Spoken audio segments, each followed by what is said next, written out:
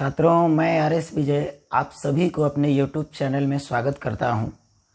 आज जो हम लोग पढ़ेंगे वो विद्युत स्थैतिकी 2 के अंतर्गत यानी कि इलेक्ट्रोस्टैटिक 2 के अंतर्गत लेक्चर नंबर 16 पढ़ेंगे। जैसा कि आपको पता होगा कि हम जो इस चैप्टर में अभी खंड पढ़ा रहे हैं उसका नाम है विद्युत विभव, और विद्युत विभव के अंतर्गत ही ये सारी बातें हम बता रहे हैं, जिसमें हमने बिंदु आवेशों का विभव, बिंदु आवेशों की विद्युत स्थितिज ऊर्जा, ये सब की चर्चा की। इसके बाद जो अभी हम पढ़ा रहे हैं वो 5वां पॉइंट पढ़ा रहे हैं, और इस 5वें पॉइंट के अंतर्गत हम लोग पढ़ रहे हैं अभी विद्युत स्थितिज ऊर्जा तथा विद्युत विभव में संबंध। तो संबंध पे हमने सवाल करवाया था और कुछ सवाल और करवाने के लिए हमने कहा था। तो आइए हम सवाल शुरू करते हैं। कुछ सवाल हम करवा चुके हैं और सवाल जो हम करवा रहे हैं वो फॉर्मूला ऐसा है, -W विद्युत इक्वल टू W बाहरी equal to delta U equal to Q delta भी। ठीक है, यही था फॉर्मूला जिस पर हम क्वेश्चन करवा रहे थे। तो अब हम अगला क्वेश्चन की बात करेंगे। अगला क्वेश्चन है कि दो यहाँ पर पथ हैं, मतलब एक बिंदु A, एक B और एक C। हम किसी आवेश को A से B होते हुए C तक ले जाते हैं। क्वेश्चन है, किसी आवेश को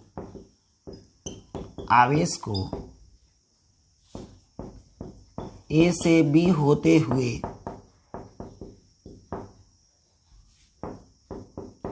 चित्र में C तक ले जाते हैं।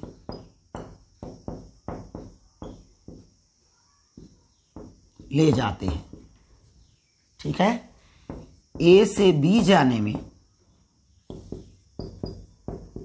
में कार्य 40 जूल तथा B से C जाने में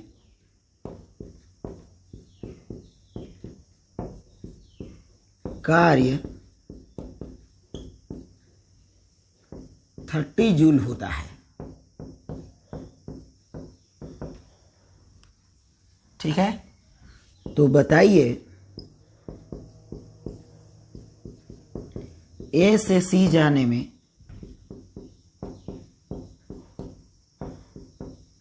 कार्य कितना होगा।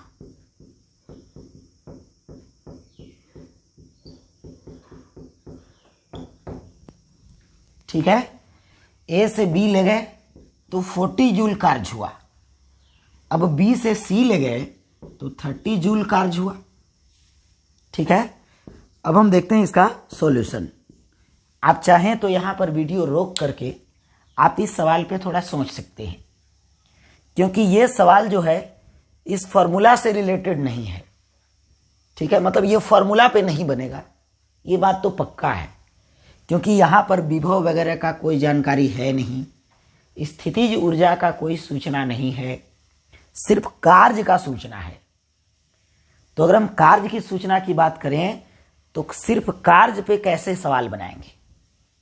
ठीक है, तो यहाँ पर आप देखिए रास्ते दिए गए हैं, A से B, B से C। ये बात तो कंफर्म है कि यहाँ पर आवेश पर बल लग रहा है, तो ये जो कार्य होगा वो विद्युत बल के द्वारा ही कार्य हो रहा है। ठीक है, नहीं तो यहाँ पर हम लिख भी देते हैं B जाने में विद्युत कार्य, मतलब विद्युत बल के द्वारा किया गया कार्य। ठीक है, यानी कि हम कहें तो WAB आपको प्रश्न में दिया गया है 40 जूल, WBC कितना दिया गया है तो वो 30 जूल दिया गया है। सवाल क्या कह रहा, सवाल कह रहा कि A से C जाने में कार्य निकालो। तो A से B जाने में दिया गया है, B से C जाने में दे दिया, A से C जाने में मतलब ऐसे जाना है, ये कार्य बताना है। ठीक है, तो कैसे निकलेगा? तो इसमें कोई स्थितिज ऊर्जा, कोई विभव की कोई जरूरत नहीं है। सिंपल सा बात। आपको याद होगा कि हमने बताया था विद्युत बल एक संरक्षी बल है, और अगर विद्युत बल एक संरक्षी बल है तो किसी भी संरक्षी बल के द्वारा किया गया कार्य पथ पर निर्भर नहीं करता है। ठीक है, पथ पर निर्भर नहीं करता है का मतलब क्या है सर? है ना, तो पथ पर निर्भर नहीं करता है, इसका मतलब यह है कि ए से सी हमें जाना है, तो हम चाहे ए से बी होते हुए सी जाएं या फिर ए से डायरेक्ट सी जाएं, ये दोनों में कार्य समान होगा, क्योंकि विद्युत बल एक संरक्षी बल है और संरक्षी बल के द्वारा किया गया कार्य पथ पर निर्भर ना करके सिर्फ प्रारंभिक और अंतिम बिंदु पर निर्भर करता है। तो चाहे आप इस रास्ते से जाइए, पहला रास्ता, चाहे आप इस रास्ते से जाइए, दूसरा रास्ता, चल तो रहे हैं ए से और पहुंच रहे हैं सी तक, यानी कि दोनों रास्तों का प्रारंभिक बिंदु और अंतिम बिंदु समान है, तो कार्य भी दोनों में समान होना चाहिए, है ना। बताया था हमने कि मान लीजिए कि आपको ए से बी जाना है, तो आप ए से बी ऐसे गए, एक बार सीधे गए, एक बार इस रास्ते से गए, तो इसमें कार्य W1, इसमें W2, इसमें W3, तो ये तीनों कार्य आपस में बराबर होंगे। ठीक है, मतलब हम कह सकते हैं कि W1 इक्वल टू W2, इस पथ से कार्य और इस पथ से कार्य समान होगा, तो हम कह सकते हैं WA से B प्लस WB से C बराबर WA से C। ठीक है, और ये पता है आपको 40, ये 30, ये work done AC, so work done A से C equal to 70 joule. Answer. आप इसे एक और मेथड से बना सकते हो। हमने एक ये भी कंसेप्ट बताया था कि अगर आप किसी बंद पथ पर चल देते हो ना, है ना, तो संरक्षी बल के द्वारा किया गया कार्य शून्य हो जाता है। तो कैसे बंद पथ पर चलेंगे? तो बंद पथ बनाइए पहले। यहां पर जब बंद पथ बनेगा तो ए से बी, बी से सी, सी से ए। बंद पथ किसे कहते हैं? जिस बिंदु से आपको चलना है उसी बिंदु पर पहुंच जाओ आप, तो बंद पथ हो गया।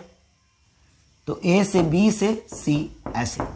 चलिए, वर्क डन ए से B plus work done B से C plus work done C से ए, तो पूरा बंद पथ हो गया। चले थे ए से, पहुंच गए ए पर, बराबर 0 हो जाएगा। ठीक है, अब देखिए ये पता है आपको 40 और ये 30 प्लस बराबर उधर ले जाएंगे तो माइनस WCA। CA का मतलब C से A जाने में किया गया कार्य कितना आ जाएगा? तो C से A जाने में किया गया कार्य -70 जूल। ठीक है, सो A से C जाने में किया गया कार्य 70 जूल। जब C से A जाने में -70 हुआ तो A से C जाने में +70। ठीक है, तो उम्मीद है आपको समझ में आसानी से आया होगा, क्योंकि इसमें करना कुछ नहीं है। जो संरक्षी बल का परिभाषा होता है ना, उसी परिभाषा का यूज करके, उसी परिभाषा का प्रयोग करके हमने ये क्वेश्चन दिया था। ठीक है, तो उतार लेंगे आप इसे।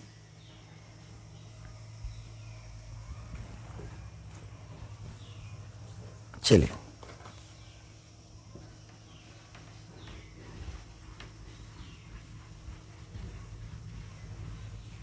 दो चार सवाल और देखिए। इसमें क्या है कि चाहे वो बोर्ड का एग्जाम हो या फिर कंपटीशन एग्जाम हो, सवाल इस पे आते ही हैं, सवाल ही आते हैं, थ्योरी बहुत कम आता है। तो इसीलिए हम सवाल ही करवाते चल रहे हैं। और हम सिर्फ पढ़ा ही नहीं रहे हैं, जो क्लास में हम अलग से असाइनमेंट दे करके सवाल करवाते, वो सब सवाल भी साथ में चल रहा है, क्योंकि हम आपको असाइनमेंट तो दे नहीं सकते अभी, है ना। तो आप क्या करें, हम कई बार बता चुके हैं कि क्वेश्चन मैं लिखूं तो आप रुक जाइए और रुक करके सवाल आप सॉल्व करिए। आपसे सॉल्व नहीं हो तो फिर यहाँ पर देखिए, या सॉल्व हो भी जाए तो आप फिर इसका सॉल्यूशन देख के और आप मिलाएं कि हमने सही बनाया या गलत। ठीक है, ऐसे ही आप काम कर सकते हैं होमवर्क का, क्योंकि होमवर्क तो अभी दिया नहीं जा सकता है। चलिए अगला हम बात करेंगे सवाल का। वो सवाल है कि हम ए से बी से सी, उसी टाइप का है लेकिन थोड़ा सा चेंजिंग है। ठीक है, 10 के पावर -3 कूलम आवेश को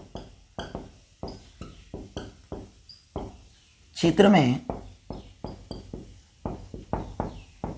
ए से बी होते हुए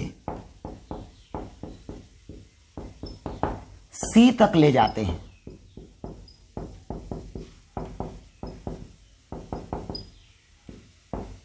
सी तक ले जाते हैं, सी यहां पे है।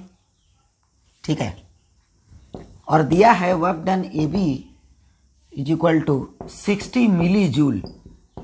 ठीक है, मिली जूल मतलब 10 के पावर -3 जूल, और डब्ल्यू बी सी भी दिया हुआ है -80 जूल, मिली जूल। और सवाल कह रहा है कि आप बी कॉमा सी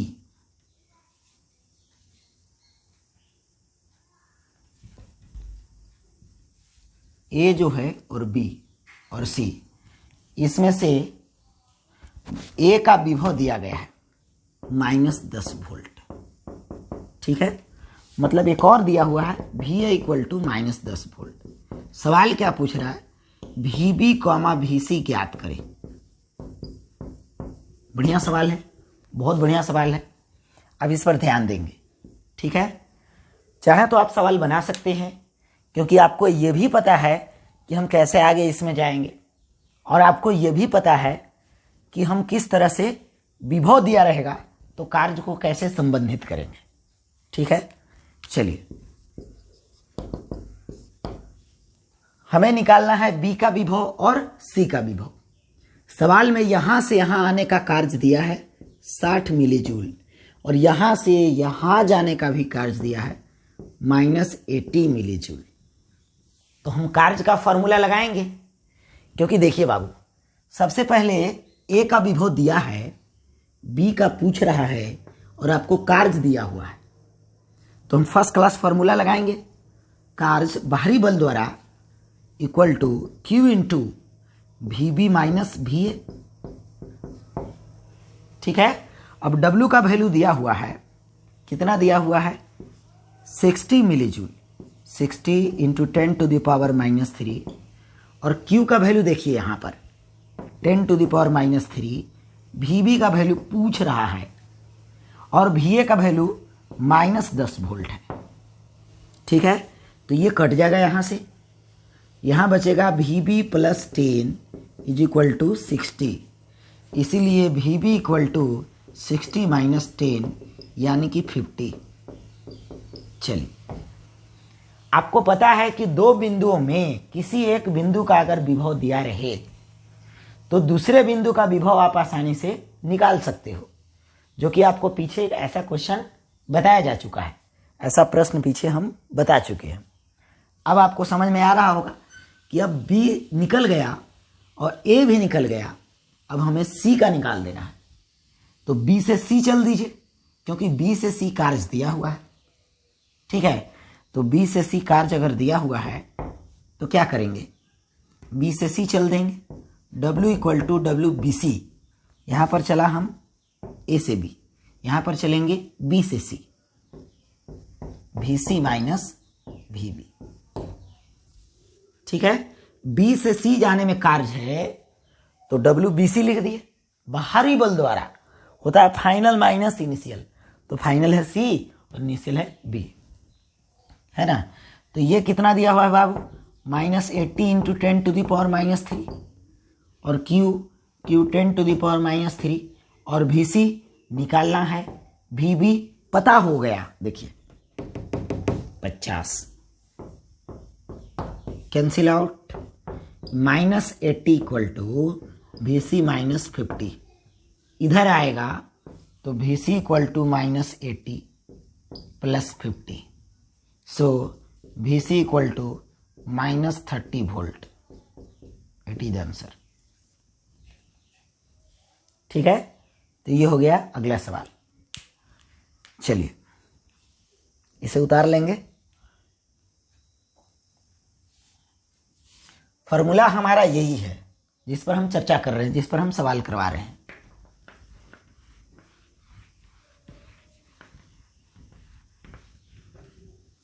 चलिए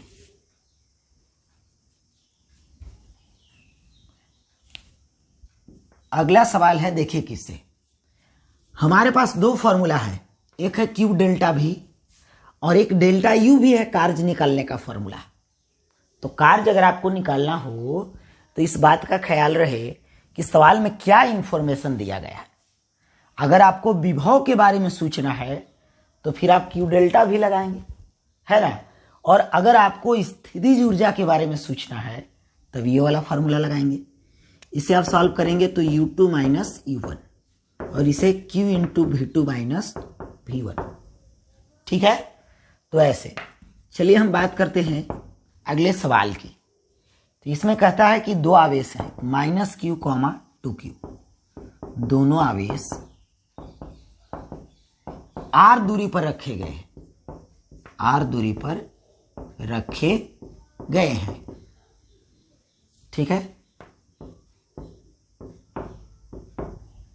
अगर दूरी को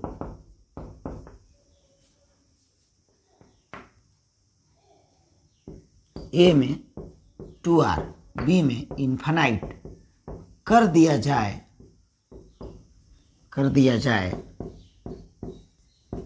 तो विद्युत बल द्वारा कार्य क्या होगा? कार्य क्या होगा? सवाल देखिए, सवाल में क्या क्या दिया है इसे हम लिखेंगे। पहले सवाल कह रहा है कि दो आवेश है, एक Q है और दूसरा माइनस 2Q है, और दोनों के बीच कितनी दूरी है भाई? तो दोनों के बीच दूरी है R।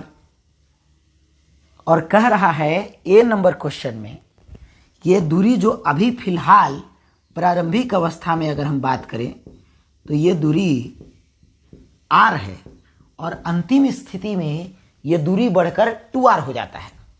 तो कह रहा है कार्य बताओ। तो सबसे पहले तो आपको ये सोचना होगा कि आपको फॉर्मूला कौन सा लगाना है। तो अच्छा एक बात बताइए बाबू, अगर आपको दो आवेश दिए रहे हैं, ठीक है, तो आप स्थितिज ऊर्जा बढ़िया से निकाल पाइएगा या फिर विभव? स्थितिज ऊर्जा का फॉर्मूला पढ़े हैं दो आवेश का, KQ1 Q2 बाई R। ठीक है, तो अगर आप स्थितिज ऊर्जा का फॉर्मूला आसानी से यहां पढ़े हैं, K गुने दोनों आवेशों का गुना और बटा उनके बीच की दूरी, तो हम आसानी से यू निकाल सकते हैं। वैसे भी दोनों के बिंदु के बीच अगर विभव की सूचना रहती, जैसे 10 वोल्ट 20 वोल्ट अभी पीछे सवाल में आ रहे थे, है ना, तो फिर हम ये फॉर्मूला का प्रयोग करते हैं। परंतु यहां तो सीधा सूचना हमारा है कि आपको दो आवेश दिए गए हैं, प्रारंभिक स्थिति ये है और अंतिम स्थिति है कि दोनों के बीच की दूरी कितनी हो गई है?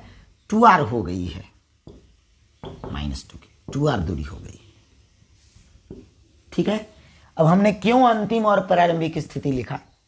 क्योंकि आपको पता है कि चाहे ये इससे सवाल बनाइए या फिर इस फॉर्मूला से बनाइए, प्रारंभिक स्थिति और अंतिम स्थिति आपको पता होना चाहिए। तो इस फॉर्मूला से सवाल बनाने के लिए क्या चाहिए? प्रारंभ में स्थितिज ऊर्जा चाहिए और अंतिम में स्थितिज ऊर्जा चाहिए, और दोनों स्थितिज ऊर्जा अगर आपको मिल गए तो स्थितिज ऊर्जा निकाल के आप उसको सिर्फ घटा दीजिए। आपको बाहरी बल के द्वारा कार्य चाहिए या फिर विद्युत बल द्वारा कार्य चाहिए, आपको जो भी चाहिए यहां से मिल जाएगा। तो प्रारंभिक स्थिति में अगर हम स्थितिज ऊर्जा की बात करें, किस स्थितिज ऊर्जा की बात हो रही है? तो वो विद्युत स्थितिज ऊर्जा की बात हो रही है U1 equal to K into Q into -2Q divided by R, ठीक है। यानी कि U1 equal to -2KQ square by R। और यहाँ हम बात करें तो U2 equal to K into Q into -2Q divided by 2R। दूरी देखिए 2R है ना, तो U2 इक्वल टू हो जाएगा -2 से 2 cancel -KQ square by R। अतः आपको क्या निकालना है, विद्युत बल द्वारा कार्य। तो क्या होता है फॉर्मूला, -W विद्युत इक्वल टू U2 U1। तो W विद्युत बराबर क्या हो जाएगा, W विद्युत बराबर हो जाएगा U1 U2। कुछ नहीं करना है, ये दोनों को घटा देना है वहां रख, ठीक है। घटा देंगे आपका आंसर आ जाएगा, ठीक है। बी नंबर सवाल में क्या कह रहा है, देखिए बाबू, बी नंबर सवाल में प्रारंभिक स्थिति तो वही रहेगा, तो U1 वही होगा 2KQ square -2KQ square by R। और अंतिम ऊर्जा की बात करें तो ये दूरी इनफाइनाइट हो जाएगा। और आपको पता है कि दो आवेशों के बीच अगर दूरी इनफाइनाइट हो जाए तो वहाँ स्थितिज ऊर्जा का मान 0 हो जाता है। तो क्या हो जाएगा यहाँ पर, यहाँ हो जाएगा 2 -2KQ square divide by infinite. दूरी इन्फानाइट हो गया, ऐसे भी इन्फानाइट से भागा दीजिएगा तो पक्का 0 आने वाला है, ठीक है। फिर वैसे ही वो भी निकाल दिया जाएगा, ठीक है। तो समझ में आ गया होगा आपको ये सवाल। अब हम अगले सवाल की बात करते हैं। इसी तरह का सवाल फिर मैं करवा रहा हूं, परंतु थोड़ा सा चेंजिंग है। देखिए,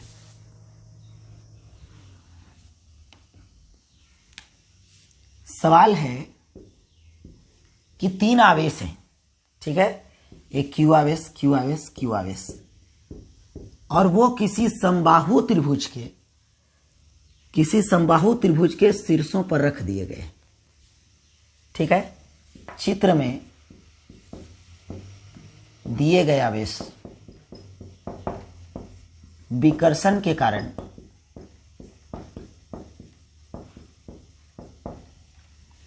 दूर चले जाते हैं, या ऐसा कहिए, चित्र में दिए गए समबाहु त्रिभुज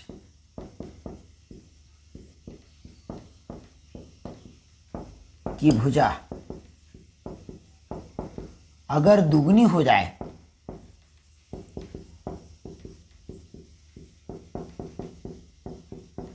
तो विद्युत बल द्वारा कार्य बताइए। विद्युत बल द्वारा कार्य बताइए, बताएं। देखिए, सबसे पहली बात आपके मन में आ रहा होगा कि ये 3 आवेश यहां रख दिए, तो बाद में क्या कह रहा है कि अभी भुजा L है, तो बाद में इसकी भुजा 12 हो जाती है, 12, ठीक है। तो 12 तब ना होगा जब इन सबके बीच की दूरी बढ़ेगी, है ना, और ऐसा कंडीशन आ जाएगा। तो आप कहिएगा कि सर एक बात बताइए, ये कैसे ऐसा होगा कि समबाहु त्रिभुज का जो भुजा होगा वो दुगना हो जाएगा, ठीक है, दुगना होगा और फिर से समबाहु त्रिभुज ही बन जाएगा। ये सब बात मैं अलग से बताऊंगा। ये सवाल का जवाब नहीं है। इस सवाल का जवाब है कि आप कार्य निकालिए। तो जो कंडीशन दिया है पहले हम उससे कार्य निकाल देते हैं, ठीक है। तो कार्य निकालने के लिए क्या चाहिए, कार्य निकालने के लिए या तो स्थितिज ऊर्जा चाहिए प्रारंभिक और अंतिम स्थिति में, या फिर आपको विभव चाहिए, ठीक है। तो विभव का तो यहां सूचना दिखाई दे नहीं रहा है, वो दिया रहता है 10 वोल्ट 20 वोल्ट ऐसा, तो हम कुछ कर भी सकते हैं, लेकिन यहां तो ऐसा नहीं दिया गया है। तो हम क्या करेंगे, तो फिर स्थितिज ऊर्जा से सवाल को बनाएंगे।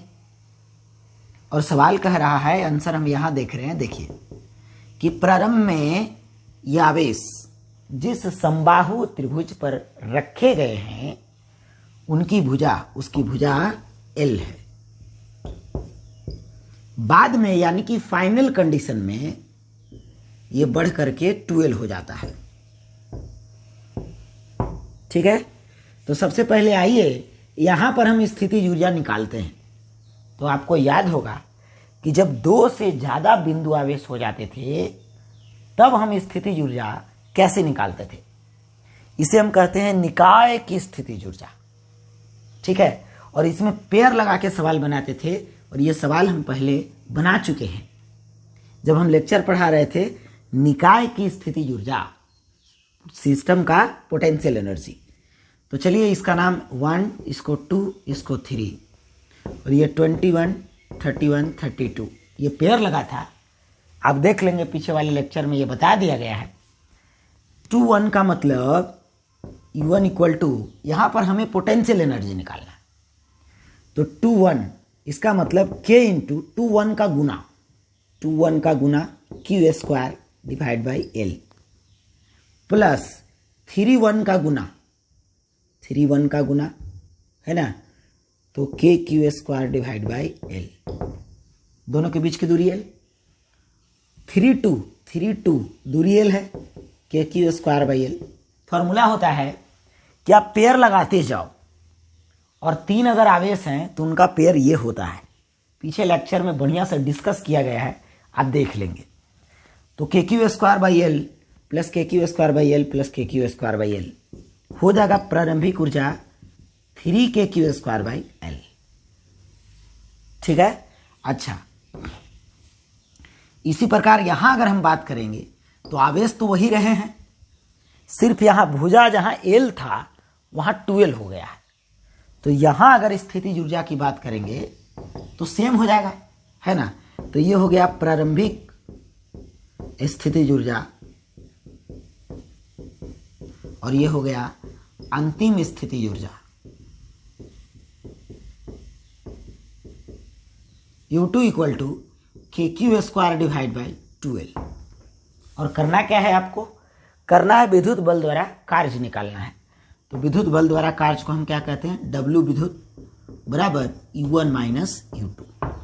करना कुछ नहीं है, इसमें से इसको घटा देना है, आपका आंसर आ जाएगा। ठीक है, तो आंसर समझ सकते हैं आप, आंसर आएगा 3 के क्यू स्क्वायर बाई 2L। आप घटा के देख सकते हैं। ठीक है, रही बात कि यहां पर ये भुजा दुगना क्यों हुआ। ठीक है, और फिर अगर दुगना हुआ तो दुगना आप कहिएगा कि सर विकर्षण के कारण हुआ। ये सभी आवेश सजातीय थे, एक दूसरे को धक्का दिया।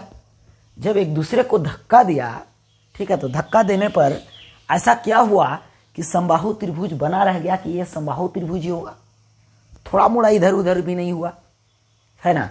तो चलिए हम चर्चा करते हैं थोड़ा इस बात का, इस सवाल पे चर्चा, सवाल से थोड़ा सा अलग, है ना। आखिर क्यों भुजा दुगना हुआ, तो इसे आप लिख लेंगे। सवाल बनाने में उस बात का कोई यूज नहीं है। ठीक है, चलिए अब हम बात करते हैं कि आखिर क्यों भुजा दुगना हो गया। चलिए देखते हैं। देखिए बाबू, अगर आप किसी भी आवेश को जो सजातीय हो एक जगह कहीं भी रखिएगा ना तो वो रहेगा नहीं, वहां क्या होगा, वो एक जगह से दूसरी जगह जाना शुरू कर देगा, मतलब फैलना शुरू कर देगा। तो यहां पर ये आवेश, ये आवेश, ये आवेश तीनों सजातीय है ना। तो इस पर भी विकर्षण बल लग रहा होगा, इस पर भी लग रहा हो, इस पर भी लग रहा होगा। अगर मैं पूछूं कि इस पर किधर लग रहा होगा, तब आप क्या कहेंगे। आपको याद होगा कूलम के नियम में यह सवाल करवाया गया है। ठीक है, और जो लोग मान लीजिए नहीं भी समझ सकते हैं, नहीं पढ़े हैं, तो वो समझिए ऐसे, इस आवेश पर कौन कौन धक्का लगा रहा होगा। एक ये धक्का लगा रहा होगा और एक ये धक्का लगा रहा होगा। ये अगर इस पर धक्का लगाए तो इधर लगाएगा, ये इस पर धक्का लगाए तो इधर लगाएगा, और जितना धक्का ये लगाएगा उतना ही धक्का ये भी लगाएगा, क्योंकि आवेश तो बराबर है और दूरी भी बराबर है। ठीक है, तो बताओ ये दोनों का रिजल्ट किधर आएगा। मतलब एफ इसको मान लें और इसको एफ मान लें, तो ये दोनों वेक्टर का रिजल्टेंट किधर आएगा, मतलब दोनों को जोड़ करके इफेक्ट किधर आएगा, तो दोनों के बीच में आएगा, एकदम बीच में यहां पर आएगा। ठीक है, ये टोटल 60 डिग्री होता है, तो ये 30 डिग्री, ये 30 डिग्री। ये सवाल बनाया जा चुका है L² KQ²/L²। यानी कि अगर इसको पीछे बढ़ाओगे तो पक्का सेंटर से गुजरेगा, यानी कि इस चार्ज पर जो फोर्स लगेगा, यानी कि इस आवेश पर जो बल लगेगा वो पक्का केंद्रीय रेखा में लगेगा। तो ऐसा भी तो कंडीशन यहां भी है, तो इस पर भी तो ये दोनों बल लगाएंगे, फिर इस पर भी ये दोनों बल लगाएंगे। तो हम बल की दिशा अगर तीनों पर देखें तो वो कंडीशन कुछ ऐसा होगा। देखिए ऐसा होगा, ये देखिए ऐसा होगा, इधर जाएगा और ये इधर जाएगा। ठीक है, तो अगर इधर बल लग रहा है, इस पर इधर बल लग रहा है, इस पर इधर बल लग रहा है, ठीक है, तो क्या होगा आप बताइए। इसका मास भी सबका सेम है, एक जैसे आवेश हैं अभी, है ना।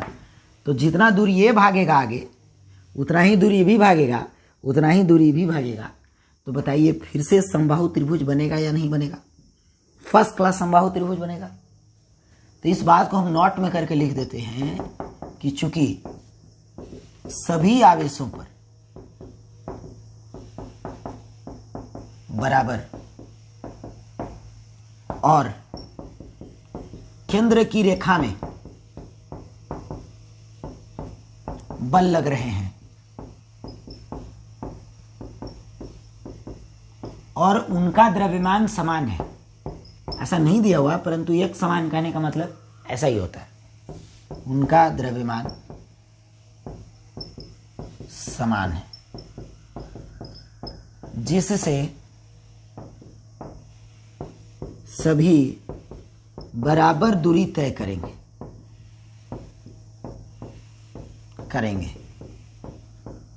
और जब बराबर बराबर दूरी तय करेगा तो भुजा में, मतलब समबाहु त्रिभुज में कोई बदलाव नहीं होगा, अतः त्रिभुज समबाहु ही रहेगा,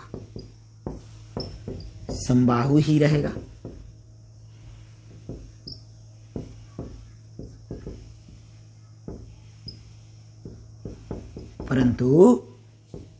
परंतु भुजा बढ़ जाएगा।